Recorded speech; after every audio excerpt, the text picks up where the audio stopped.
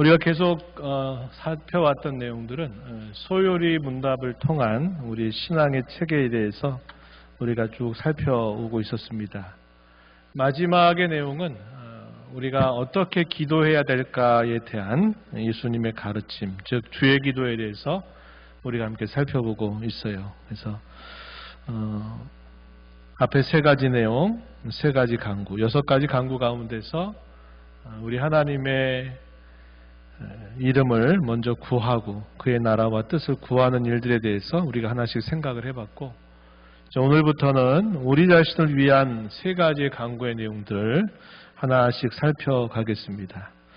우리가 앞에서 다루었던 아버지의 이름이 거룩히 여김을 받게 해달라, 아버지의 나라가 임하게 해달라, 아버지의 뜻이 이루어게 해달라라는 이런 강구의 내용들은 서로 너무나 동떨어져 있는 그런 이야기가 아니라 사실은 하나로 다 묶여져 있다는 것을 우리가 기억할 필요가 있겠습니다. 오늘부터 우리가 살펴가게 되는 세 가지 강구의 내용들 또한 앞에 세 가지의 간구와 상관이 없는 것이 아니라 그 내용과 긴밀하게 연결되어 있다는 사실을 우리가 기억하면서 우리가 하나님 앞에 어떠한 간구를 올려야 될까 함께 정리해 가게 되기를 바랍니다. 윌리엄 퍼킨스라고 하는 유명한 청교도가 있습니다. 청교도의 아버지다 이렇게 부르기도 하는데요. 이 윌리엄 퍼킨스라고 하는 분이 이 부분에 대해서 어떤 설명을 했냐면 이렇게 말합니다. 앞에서 우리가 강구했던 세 가지 아버지의 이름과 나라와 뜻에 대하여 우리가 그 목적을 위해서 우리에게 필요한 것들을 우리가 구해야 된다. 앞에 세 가지를 구하는 범위 내지는 한도 안에서 우리가 필요한 것들을 하나님 앞에 구해야 된다. 이렇게 설명을 하면서 우리를 위한 세 가지의 강구를 쭉 풀어가고 있다는 것을 우리가 참고할 수 있겠습니다. 오늘 우리가 다루는 우리를 위한 첫 번째 강구, 즉 우리에게 일용할 양식을 달라라고 하는 이 강구를 통해서 우리는 섭리신학의 한 단면을 우리가 배울 수 있습니다. 하나님의 섭리를 믿고 살아가는 하나님의 자녀는 어떻게 살아야 될까 하는 것을 오늘 내용들을 통해서 확인할 수 있겠습니다. 오늘 다루는 내용들은 여러분들이 받으신 그 교환의 내용처럼 먼저는 이 소요리 문답이 설명하고 있는 이 네 번째 강구의 내용이 어떤 내용인가, 이어서 예수님께서 오늘 우리에게 일용할 양식을 주소서라고 기도하는 그 의미의 내용이 무엇인가를 함께 생각해 보면서 또 다시 한번 우리의 신앙을 다져가도록 하겠습니다. 소요리 문답 제104문입니다. 104문에 이렇게 묻습니다. 함께 답변해 주시기 바랍니다. 네 번째 강구에서 우리는 무엇을 위해 기도합니까?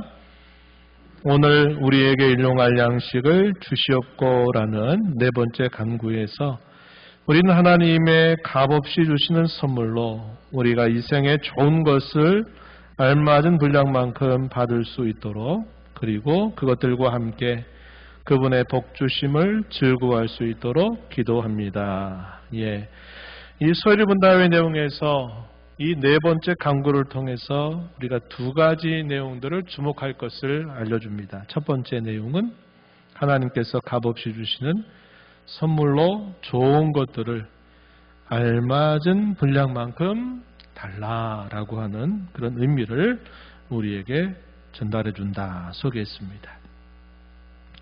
여기서 핵심 뭘까요? 알맞은 분량만큼 달라 하는 것입니다. 우리가 조금 전에 읽었던 본문을 포함해서 잠언서 30장 7절부터 9절 말씀은 우리가 잘 기억하는 말씀이에요. 아굴의 잠언에 포함되어 있는 말씀의 내용이죠. 아굴이 하나님 앞에 기도를 올립니다. 하나님, 제 평생에 두 가지 일을 주께 구합니다. 내게 거절하지 마시고 응답해 주소서, 이렇게 말하면서 두 가지를 말하기를 헛된 것과 거짓말을 나에게서 멀리하게 해주십시오. 이게 첫 번째 그가 올리는 간구의 내용이었고, 또 하나는 가난하게도 부하게도 마시고 오직 필요한 양식으로 나를 먹여달라라고 한 것이 두 번째 기도의 제목이었습니다. 특별히 두 번째 기도의 제목, 가난하게도 부하게도 마시고 필요한 양식으로 먹여달라라고 한 이 간구의 이유가 9절 말씀에 소개되기를, 내가 배불러서 하나님을 모른다, 여호와가 누굴까 할까 염려됩니다, 이런 표현을 한 거죠. 너무 부하게 되면 내가 그 부함 때문에 하나님을 잊어버릴까 제가 두렵고, 반대로 내가 가난하여 도둑질하게 되면서 내가 섬기는 하나님의 이름을 욕되게 할까 역시 두렵습니다. 하나님, 내게 꼭 필요한 양식으로 나를 먹여주소서, 이렇게 기도했습니다. 이 기도의 내용은 자기 실력을 잘 아는 사람의 기도다, 그렇게 우리가 이해하면 좋을 것 같아요. 자기 실력을 압니다. 하나님, 저는 많이 가져도 괜찮습니다. 제가 많이 가져도 제가 하나님 영광 위해서, 아버지 뜻 위해서 좋은데 잘 쓸 테니까 하나님 많은 것들로 내게 채워주십시오, 이렇게 기도하지 않았습니다. 자기 자신을 아는 거죠.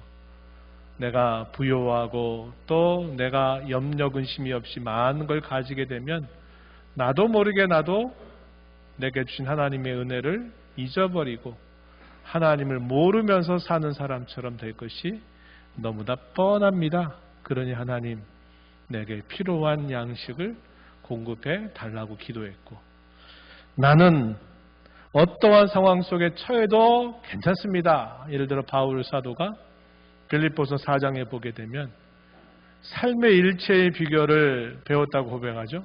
내가 부요해도 가난해도 어려움에 있어도 그렇지 않아도 나는 삶의 일체의 비결을 배웠다고, 내게 능력을 주시는 자 안에서 나는 모든 것을 할 수 있다라고 고백했던 그런 정도의 고백은 내게는 아직은 버겁습니다. 내게 가난하지 않게 해주셔서 내가 행여나 하나님의 이름에 욕을 먹일까 두려우니 먹을 양식으로 채워주시옵소서, 이렇게 기도한 겁니다.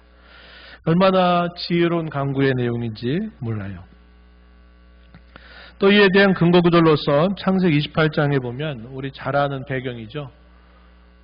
야곱이 형 에서가 자기를 죽이려고 하는 그 죽음의 위협을 피해서 부모님의 말씀을 듣고 어머니의 고향 땅 바단 아람으로 떠나게 될 때, 당시에 루스라고 하는 지역에 혼자 가다가 밤이 깊어서 그곳에서 혼자 잠을 잡니다. 돌을 베개 삼아 잠을 자던 중에 놀라운 광경을 그가 환상 가운데 보게 되죠. 하늘 끝으로 향하는 사닥다리 위에 천사들이 올라갔다 내려갔다 하는 그런 특별하고 찬란한 광경을 그가 목격하면서 이곳에서도 하나님이 여기 계시는구나. 아버지의 집안에 있을 때, 아버지 앞에 함께 있을 때 아버지가 제사드렸던 그곳에 하나님이 나타나신 줄만 알았더니 이곳에서도 하나님이 계시는구나 하는 것을 깨닫고서는 그곳 이름을 벳엘, 하나님의 집이라고 한 이름으로 짓고서 그가 하나님 앞에 자신의 미래를 의탁드리면서 한 기도의 내용이 이 구절입니다. 창세기 28장 20절 한번 읽어보겠습니다. 하나님이 나와 함께 계셔서 내가 가는 이 길에서 나를 지키시고 먹을 떡과 입을 옷을 주시오. 다시 이곳으로 돌아오게 하시오면 해서 이 세 가지의 소원을 약속하는 내용들이 소개가 되죠. 혈혈단식으로 홀로 형의 낯을 피해서 도망쳐가는 야곱이 하나님, 내가 많은 거 충분하게 달라고 이렇게 간구하지 않아요. 적어도 내 생명을 부지할 수 있는 정도로 먹을 양식도 공급해 주시고 내가 살아가는데 내 생명을 보존할 만큼의 필요한 것들을 하나님이 주셔서 내가 안전하게 다시 이곳으로 돌아오게 해달라고 기도하는 이 야곱의 기도의 내용도 역시 이와 내용과 잘 통하는 그런 간구의 내용이 될 수 있다는 겁니다. 소리문답에서 가르치는 두 번째 중요한 요점은 하나님께서 알맞은 분량만큼을 베풀어 주시는 것과 더불어서 하나님이 주시는 복으로 즐거워하게 해달라라는 내용들을 포함하고 있다고 가르쳐 줍니다. 하나님이 주신 복을 즐거워하는 것. 이 소리문답의 제 첫 번째 문답의 내용에 포함되고 있는 표현이죠. 사람의 제일 되는 목적은 하나님을 영화롭게 하는 것과 영원히 그분을 즐거워하는 것입니다 라고 말했습니다. 특별히 후자, 하나님을 영원히 즐거워하는 것이 우리 사람의 제일 된 목적입니다 해주셨던 것처럼 여기서도 하나님이 이런 복을 주신 것으로 인하여서 만족하고 즐거워하게 해달라라는 내용이 담겨 있다 이렇게 설명해 줍니다. 디모데전서 4장 4절 말씀에 보면 하나님께서 지으신 모든 것이 선함에 감사함으로 받으면 버릴 것이 없다 이렇게 말합니다. 감사함으로 받으면 버릴 것이 없다. 하나님께서 주신 것으로 감사하면서 받는 자세, 그것이 때로 우리가 보기에는 좀 불만족스럽고 할지라도 하나님이 우리에게 주신 것이다라는 사실로 감사하는 마음, 기뻐하는 마음을 가질 것을 우리에게 가르쳐 준다 하겠습니다. 이제 실제적인 기도의 내용을 이제 생각해 보면 오늘 우리에게 일용할 양식을 주시옵소서라는 이 말의 의미가 어떤 의미가 있을까 좀 생각을 해보면 먼저 일용할 양식의 의미가 뭐냐 한 것입니다. 우리가 일용할 양식을 달라 할 때 이 일용할 양식의 의미가 무엇인가 하는 것인데 여기서 양식이라고 하는 말은 기르는 음식을 뜻하는 말이다 이렇게 설명합니다.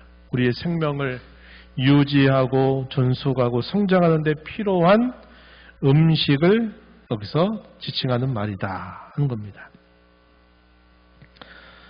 조금 전에 읽었던 창세기 18장 20절 그리고 잠언서 30장 8절에서 표현하는 거죠. 오직 필요한 양식으로 나를 먹이시옵소서 이 길에서 나를 지키시고 먹을 떡과 입을 옷을 주시옵소서 하는 이런 간구의 내용과 통한다는 것입니다.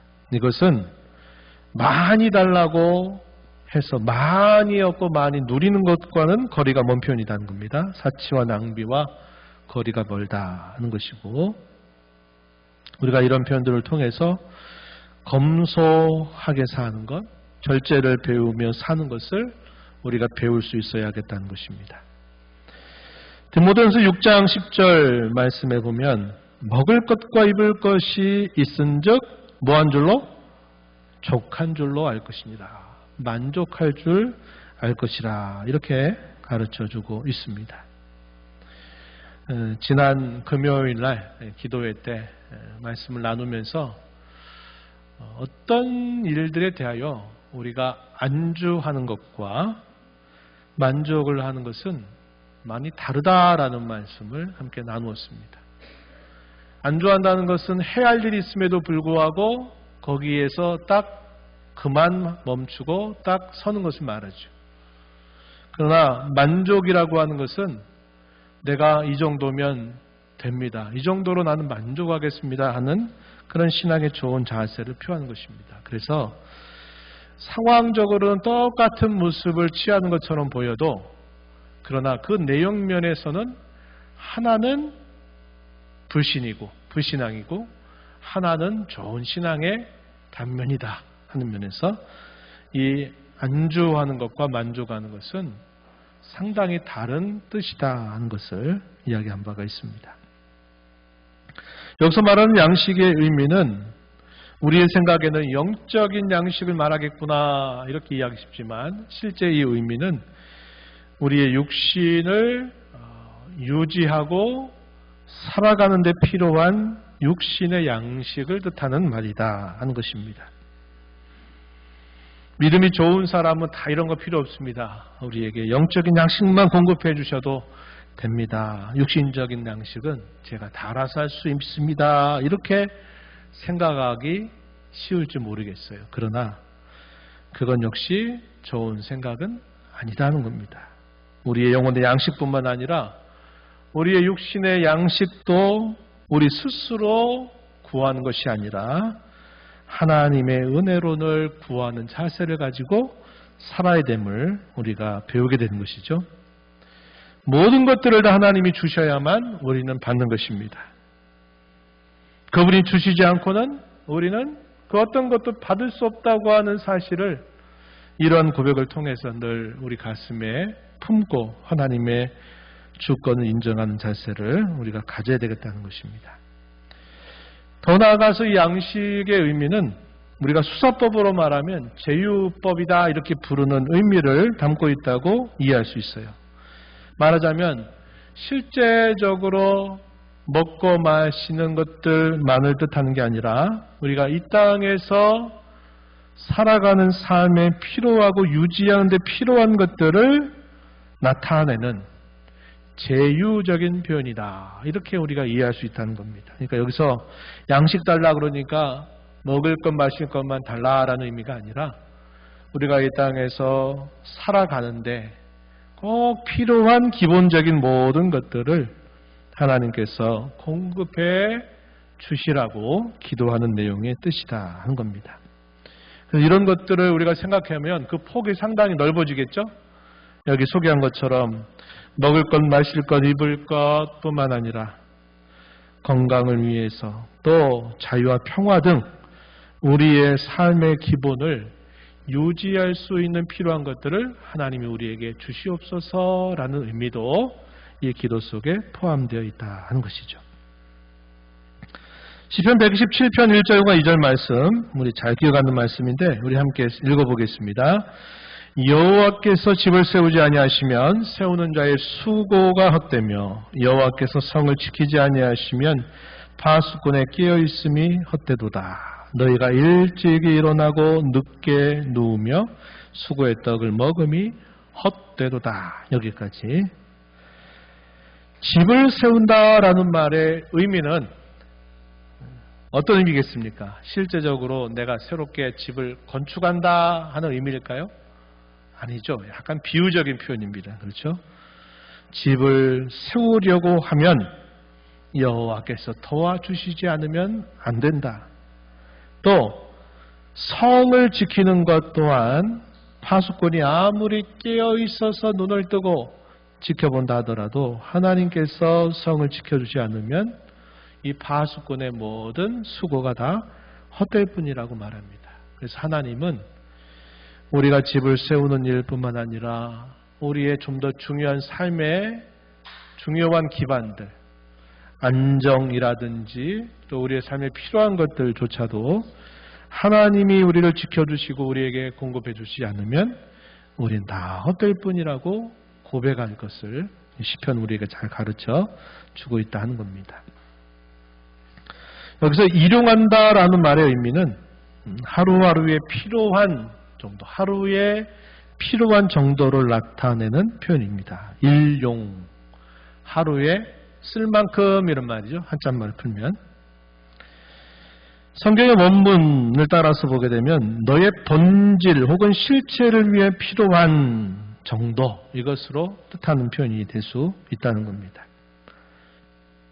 이스라엘 백성들이 애굽에서 나와서 그들이 이제 약속의 땅을 향해서 출발하면서 한 1개월 반 정도가 지나면서 그들이 광야를 통과하게 됩니다. 그 광야를 통과할 때 그들이 먹고 또 사는 문제가 확보되지가 않았어요. 상당히 많은 사람들이 이 광야를 지나가게 되면서 먹는 문제로 인해서 하나님 앞에 불평을 늘여놓게 됩니다. 하나님 그때 그들의 불평에 대하여 벌하시기보다는 그들의 필요를 생각하시고 그들의 필요를 공급해 주세요. 그들에게 저녁에는 고기를 주워서 먹게 하시고 아침에는 빵을 만들 수 있는 것들을 공급해 주시겠다고 약속하셨습니다. 그게 뭘까요? 만나라고 부르는 것이었죠. 이것이 뭐지? 라는 뜻을 가지고 있는 게 뭐냐면 만나라는 겁니다. 만나. 아침에 일어나서 텐트 바깥에 나가서 딱 보니까 하얀 가루들이 그들이 있는 곳에 이렇게 이렇게 수북하게 쌓여 있는 것을 본 거예요. 이게 뭐지? 이렇게 하다가 여기에서 만나라고 하는 이름이 나오게 된 겁니다. 그러면서 하나님께서 뭐라고 말씀하시냐면 나가서 일용할 것을 날마다 거두어라, 이런 말씀을 그들에게 건네주십니다. 하나님은 그들의 필요를 아시고서 즉각적으로 그들의 필요에 대해 하나님이 공급해 주시면서 그들에게 날마다 너희가 필요한 만큼을 거두어라, 이렇게 말씀을 하신 겁니다. 그러면서 7째 날 안식일이 이르기 전에는 6째 날에 평상시보다 2배를 더 거두라고 말씀을 하셨어요. 왜 그랬을까요? 안식일에 그들이 양식으로 삼아서 먹게 하시려고 하셨다는 겁니다. 그리고 나머지 날들은 오늘 하루에 필요한 만큼만 너희가 거두어 가라고 하나님 말씀하셨어요. 매일 너희에게 공급해 줄 것이다 약속하시면서 그렇게 명령하신 겁니다. 어떤 일이 벌어졌을까요? 백성들이 하나님이 매일 이만큼 주신다고 그 말을 듣지만 그들 마음에는 성이 차지 않았습니다. 어떻게 했을까요? 빨리 나가서 더 많이 거둬들여야지 해가지고 그들이 하나님 말씀하신 그 뜻을 그들이 생각하지 않고 더 많은 것들을 거두어가지고 더 많이 챙겨놨습니다. 어떤 일이 생겼을까요? 다음날 보니까 벌레가 생기고 그게 썩도록 하신 겁니다. 그래서 많이 걷어놨지만 걷어놓은 게 그들에게 먹을 양식이 되지 않았어요. 그날에 필요한 것만큼만 양식이 되게 하시고 더 많은 것들은 다 벌레가 먹고 썩게 만들었다는 겁니다. 하나님이 이렇게 하신 뜻이 뭘까요? 무엇이었을까요? 하나님 말씀하신 대로 하나님이 매일매일 주시겠다고 하신 것을 붙들고 그 말씀대로만 하면 될 것을 내일 어떻게 될지 모르는데 더 거둬들여 놔야지 혹시 싶어서 더 많이 했던 것들이 결국은 아무런 도움이 되지 않도록 하신 겁니다. 그래서 하나님은 이러한 특별한 경험을 통해서 이게 아니로구나. 내게 필요한 것만 거두어도 하나님 다음날 되면 또 그날의 필요를 공급해 주시는구나. 하나님이 말씀하시는 대로 살면 되지. 그 말씀 벗어나서 내가 욕심부린다 한들 그것이 채워지는 것이 아니로구나 하는 것을 그들이 배우게 되는 것입니다. 신약시대로 넘어오게 되면요. 예수님 당시에 고위층이라든지 재산이 많은 사람들이 로마인들에게 있었을지 모르지만 이 유대인들에게 있어서는 되게 그렇지 않았습니다. 세리라든지 특별하게 부유한 그런 재산을 가지고 있는 사람들 외에는 대부분이 일용직에 종사하면서 살았던 사람들이 많았다는 겁니다. 그래서 한 달에 한 번 봉급을 받고 사는 그런 삶이 아니라 많은 유대인들은 하루를 벌어서 하루를 먹고 살아야만 되는 그런 삶을 많이 살았다는 것이죠. From hand to hand 이런 말하죠. 하루 벌어서 하루 먹고 사는 그런 사람들이 많았다는 겁니다. 역시 이것도 예수님이 이런 가르침들을 통해서 매일매일 우리는 하나님께서 우리의 필요를 채워주신다고 하는 사실들을 의지하면서 살아가야 된다 하는 것을 그들에게 경험하게 하신 겁니다. 경험하게 하신 거예요. 이스라엘의 광야 생활이 그렇다 그랬죠.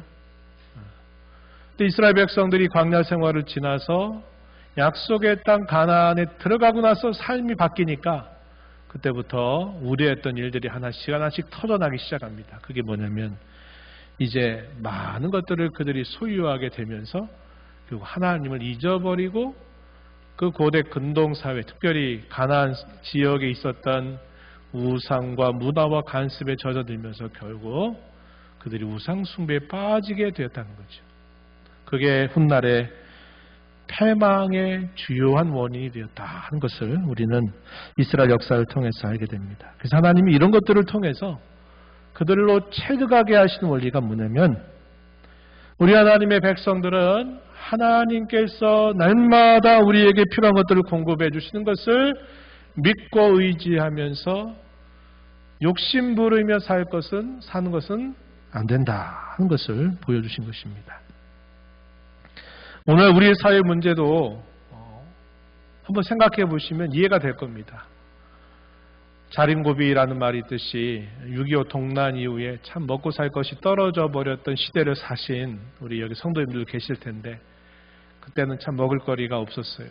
그런데 그 먹을 거리가 없었던 때보다 지금은 너무나 많은 발전과 성장을 거듭하면서 아무리 경제가 어렵다 한들 우리가 먹을 것을 못 먹어서 굶고 하는 일들은 없어요. 대다수의 문제는 배가 부르고 많은 것을 우리가 얻게 되면서 대다수의 문제들이 사회적인 문제로 벌어지는 것을 우리는 다 알고 있습니다. 그래서 사실 너무나 배부르고 너무나 많은 것들을 가져도 더 있어야 된다고 생각하는 그 욕심들 때문에 여러 많은 부작용들이 우리 안팎에서 일어나고 있다는 사실을 우리는 발견하게 되는 것입니다. 그래서 우리는 일용할 양식이라고 하는 의미를 잘 기억해야 되겠다는 것이고 더 궁극적으로 나아가서 우리 하나님의 사람들에게 가장 진정한 양식은 무엇일까요? 그분이 우리에게 들려주시는 말씀이다 하는 사실을 우리는 배워야 합니다. 광야 40년 세월을 되돌아보면서 모세가 광야 세대에 대한 하나님의 의도와 뜻이 무엇이었는가를 밝혀주신 말씀이 있어요.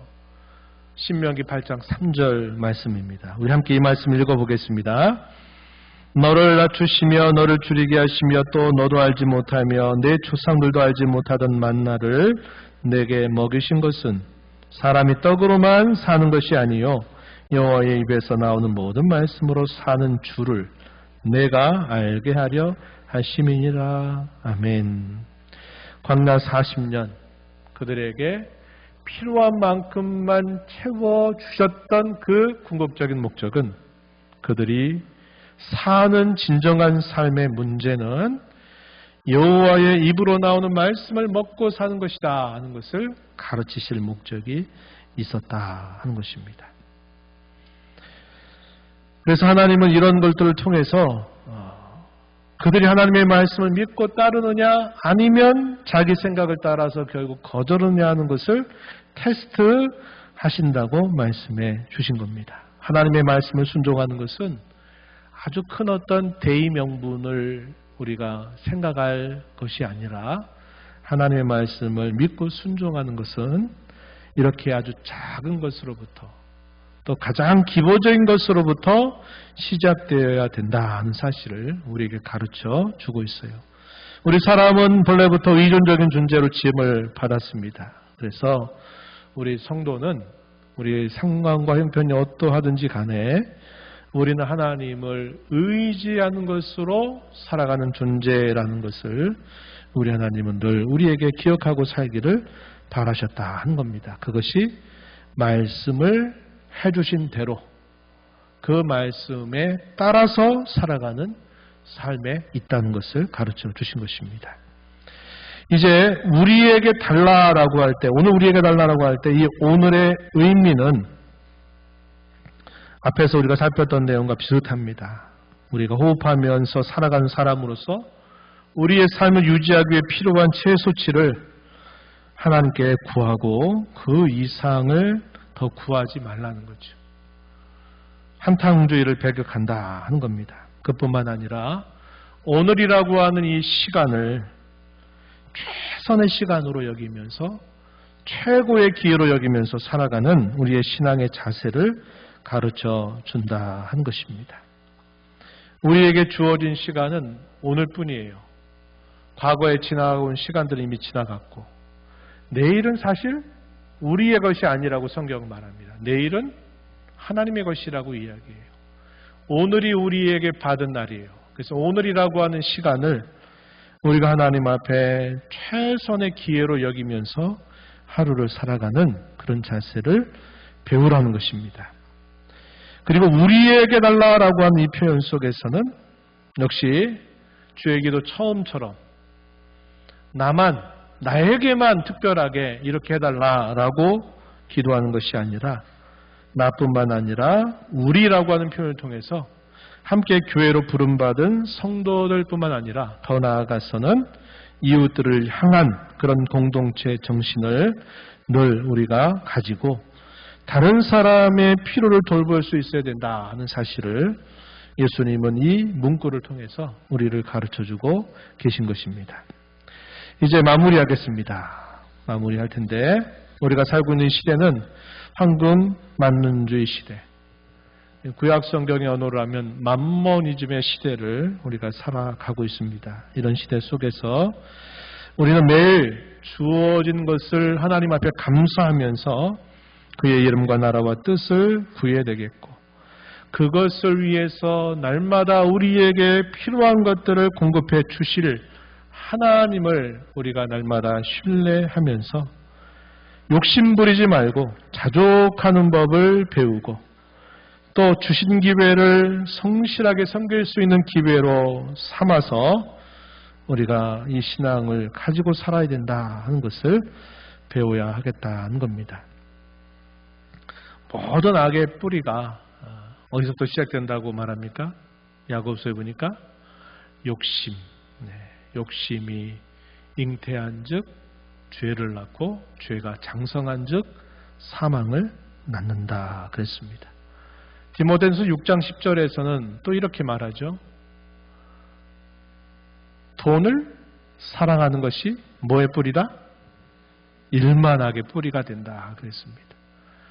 우리에게 주신 것으로 만족하지 않고 날마다 더다오 하면서 하나님 앞에 더 많은 것을 얻으려고 우리가 기도하는 것들이 결국 우리로 하여금 욕심을 더 갖게 해서 죄에 빠지고 모든 악의 뿌리가 될 수 있다는 이 말씀을 우리가 기억하면서 매일매일의 삶을 우리는 하나님께 속해 있다라는 생각을 하고 여호와께 맡겨드리면서 그분을 범사 인정하면서 하루하루를 최선 다해서 살아가는 저와 여러분의 삶이 되어야겠습니다. 이것이 하나님을 섬기는 자의 마땅한 본분이 되겠습니다.